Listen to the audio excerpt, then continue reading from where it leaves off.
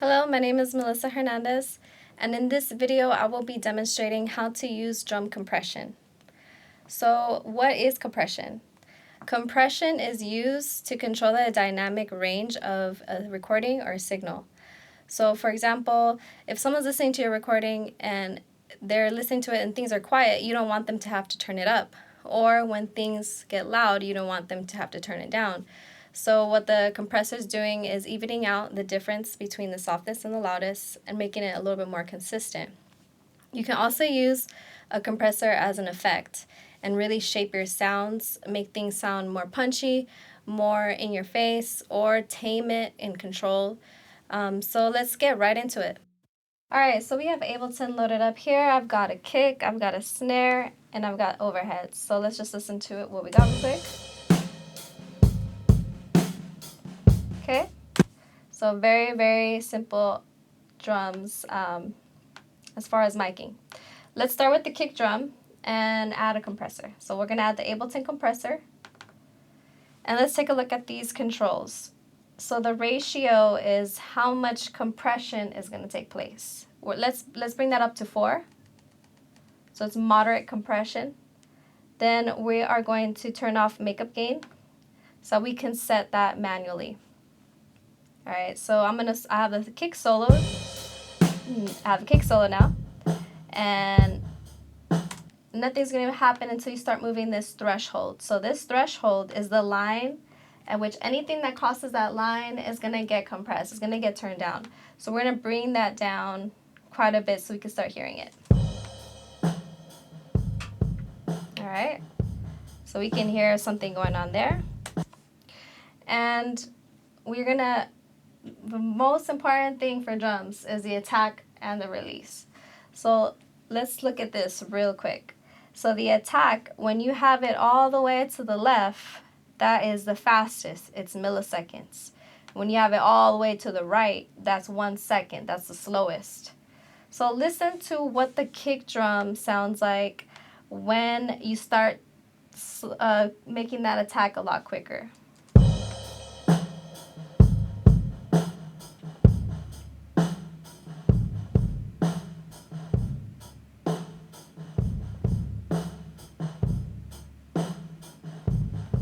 Okay, if you notice, the attack is gone, the transient is gone, all the punch is gone because it's quickly being compressed. So the rule of thumb is that you want to preserve that punch. We bring it back, slow down the attack.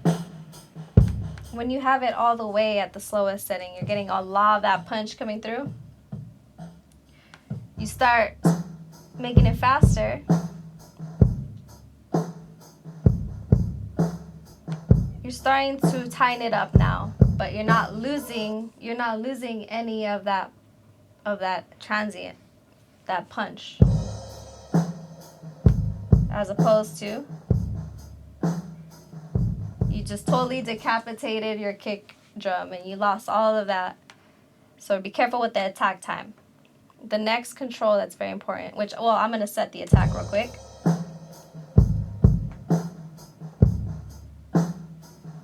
Right there, you're starting to lose it, the punch, but you want to still control it.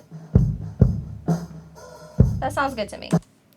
Alright, so the release is different. So the way that I hear release is that it sounds closer when it's fast and sounds further away when it's slow.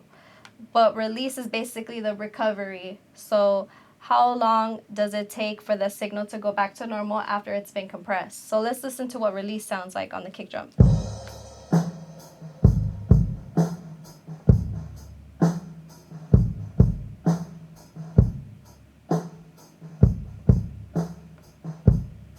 going to lower down the threshold so you can hear it a little bit more. All the way fast. Okay, and slow.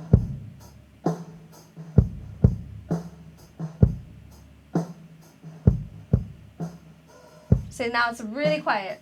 So you just pushed it way back, and the compressor is acting very, very slow to recover back. So you can get things to pump, right? right? You can get things to pump, or if you want to like mellow it out, you can push things way back, tighten it up. And if you want to bring it more aggressively, then you make it really fast. Too much, you're hearing the room, you're hearing all that. So just tighten it up. I'm compressing a lot, and the rule of thumb too is if it sounds good, keep it. If you want it to sound more natural, then use very little bit of compression, but for the sake of the example, I'm really compressing it a lot. Okay, now let's listen to the snare. We'll load up a compressor and the same thing, set it to 4:1, turn off makeup gain, and we're going to start bringing down that threshold.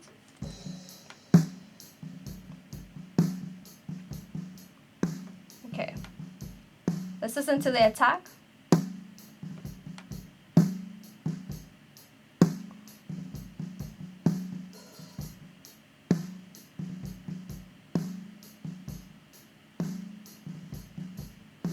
All right, so see, it's now you're hearing the room when it's all the way to the fastest setting. You're hearing the room, you're hearing the kind of like just the tail end of the snare.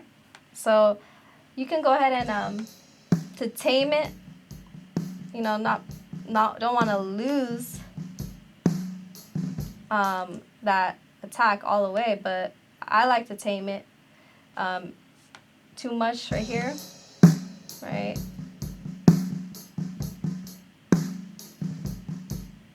That sounds pretty good. It sounds good. So you can go a little bit faster on the attack if you want to make it sound a little more controlled. And the release, same thing. Fast release, it sounds more in your face. And when you start to slow it down, now it sounds so quiet. Maybe you like that sound, that is without and with, right? Sounds kind of crazy. So you could play with it, and you can get so many different sounds out of your drums. So watch out with your attack and release times.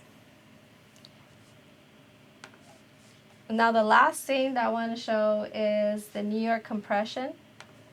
So let's hear what the kick and snare, let's hear what everything sounds like real quick.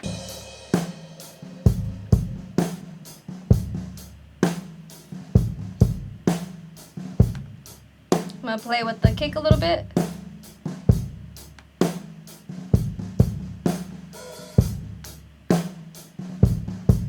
That sounds okay to me. But what we're going to do is parallel compression. It's also known as a New York compression trick. So what we're going to do is we're going to group our tracks, Command G, and we create a drum group. Alright, so what we're going to do is throw a compressor on that one. And we're going to totally smash the drums and totally destroy the drums with this compressor. Let's set the ratio all the way to infinity. Gonna turn off makeup gain.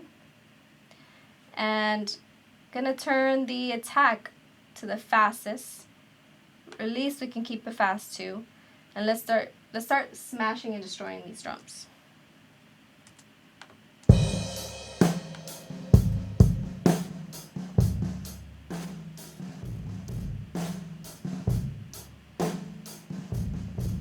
It's a little bit too much. I'm gonna back up on the release a little bit.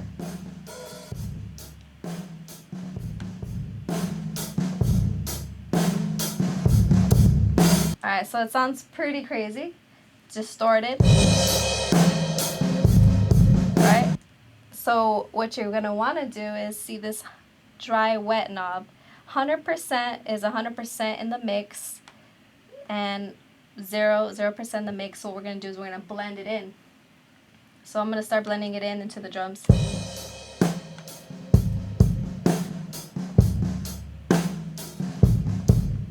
So it's about 25%. Listen to without. and width. So with that, you add a lot of more dimension, make the drum sound bigger. And that's all I got for you today. I hope that was helpful. And please make sure you check out soundgirls.org for more audio advice and tips. Thank you so much.